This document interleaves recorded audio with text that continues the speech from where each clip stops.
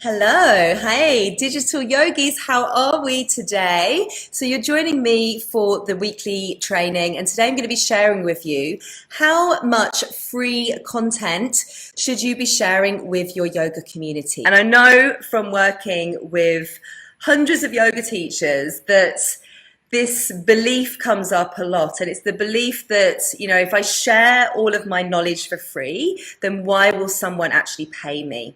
Or if I educate my audience on the topics that I want to teach inside my online course, then I'll have I'll have given it all away for free. Okay, so what is the actual difference? And so there's definitely a misconception that if you give away some of your best content for free, that you're going to make less money. The opposite is true. The more valuable content that you can share with your community, the more that people are going to see your generosity, and they're going to want to work with you, and they're going to want to pay you. And this is because as humans, we're built to reciprocate. Yeah, we're built to reciprocate. So when someone gives something to us, we naturally want to give something back. And actually, just giving away your best content isn't necessarily enough to ensure that you'll convert your community into paying students. And that's actually when doing a little bit of strategy work comes into play.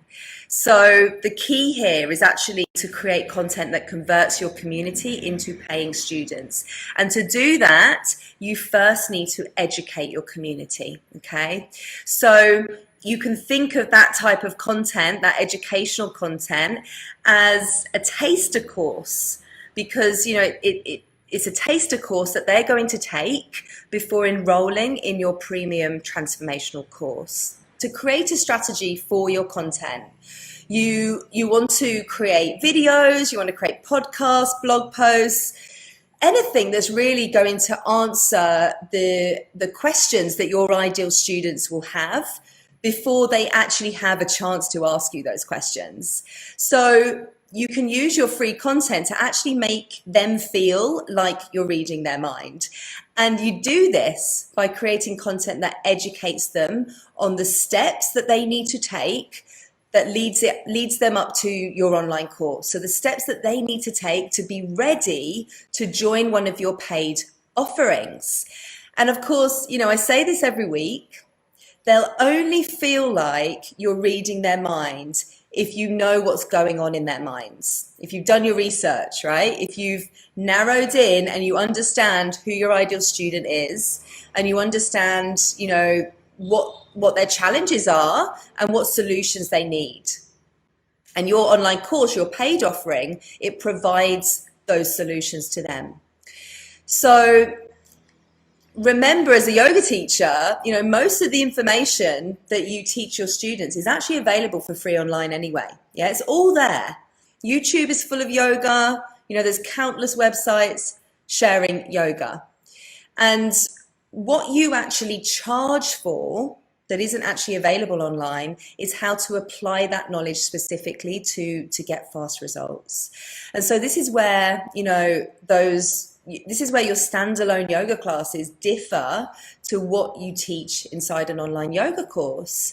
And, a typical course structure, let's say, for your online course is that you would offer group sessions, you'd have some group live sessions, there might be some one-to-one sessions that you offer, you'll offer a community and education that's beyond an asana class, okay? So your paid online course gives you the structure, and it gives you a container to really guide your students on a deeper level and to get them to that outcome that you're promising them, that you're promising to give them over a number of weeks. That's your paid content, okay? So you can see it's very different to what you offer for free, okay? Because one of the goals of your free content is to attract the right kind of people who will join your online course, okay? So if someone discovers your blog post from a Google search, and on that page, they land on your blog page, and now they sign up to your freebie. And both your blog post and your freebie are on the exact same topic that you're going to teach inside your online course. Well, now you have a subscriber, don't you? You have a subscriber on your email list who you know is actually interested in your online course topic, okay? This is how you gain confidence as you're growing your community. When you have this vision of what you're creating further down the line, and you are creating content that's directly related to that course, you know that the people keep coming into your community who are actually engaging with that content are the right kind of people. Okay, so this is how you qualify your community, as being the right people for your online course. Like, they're putting their hands up and saying, hey, I'm interested in this. So you really shouldn't shy away from, sharing and educating in your free content on the topics of your paid course. Don't hold back, guys, okay? When someone comes to your blog to read an article or to watch a video, what they typically want is a quick takeaway, right? They're looking for a quick win, something they can implement right now. And if you think about, in today's world, we all have a very limited attention span, and we're constantly being pulled in different directions. So when we're looking at free content online, we're generally looking for like a tip or something that we can immediately put into action. And so, you might give them some kind of, explanation to help them to understand something new, such as 10 reasons why meditation rocks, right? Something quick and easy that they can read, understand, and perhaps, have some kind of quick win that they can implement. So, if you really think about the differences of your free content in that sense compared to your paid content, where someone's going to go into these topics in a much deeper way, you can start to see that there are some real differences here. So when it comes to your strategy, you can plan that, you can plan for that. If you're thinking, I don't know what to create, well, you do know what to create, because if you know who your ideal student is, you should understand the topics that they're really interested in. So I really like to think of the free content as the what and the why. Okay, the what it is, why it's important, and a little bit of the how of your teaching and your guidance and your expertise. And when I talk about the what I mean by that is the bigger picture. Like, what is it that you're teaching? What do they need to understand or believe to keep moving forward so that they become a paying student? And why is that important to them?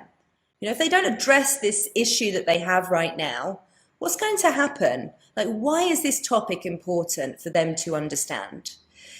And so really, it's this invisible bridge, isn't it? It's this invisible bridge that leads your community to enroll into your online course. And that's actually the main goal of your free content, is to take your community over this bridge, okay, from where they are now, which might be stuck in fear, or it might be stuck in limiting beliefs, to where they actually need to be, to enroll in your course.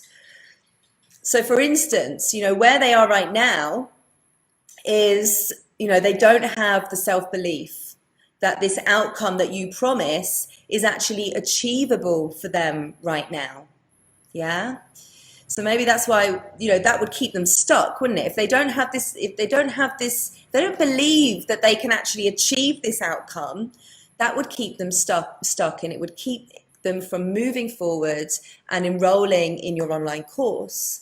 So, it's important that we use the free content to take our students, to take our community on a journey, and also to give them a little taster of how you teach and what it's like to work with you, So yeah, so as I said, it's a little bit of the what, and it's a little bit of, it's definitely the what and the why, and it's a little bit of the how.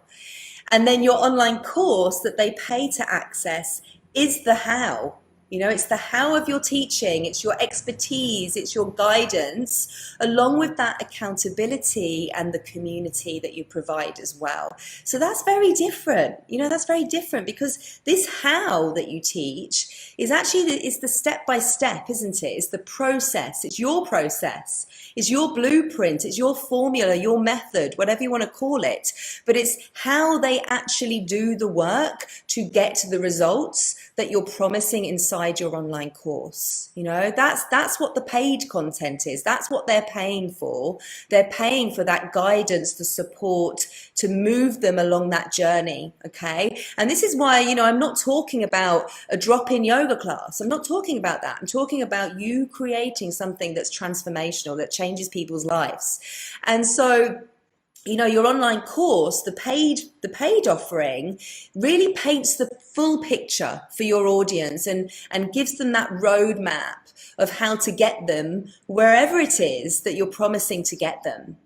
So, you know, remember that everything that you need to know about anything is available online, right? Anything.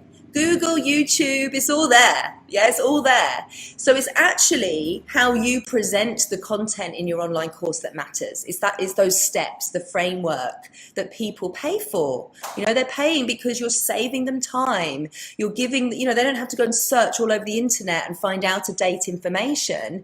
You're giving it to them in a structure, okay? But not only that, you're giving it to them, you know, with accountability and community. Yeah, that's what they're paying for. So I think, you know, when it comes, let's go back to the free content. Like when you're creating the free content, it always stems from, you know, where your ideal students are right now. And what do they need to know or believe before they're ready to spend money with you? Yeah. So, you know, you want them to have that confidence, don't you? To have the confidence to invest in your course.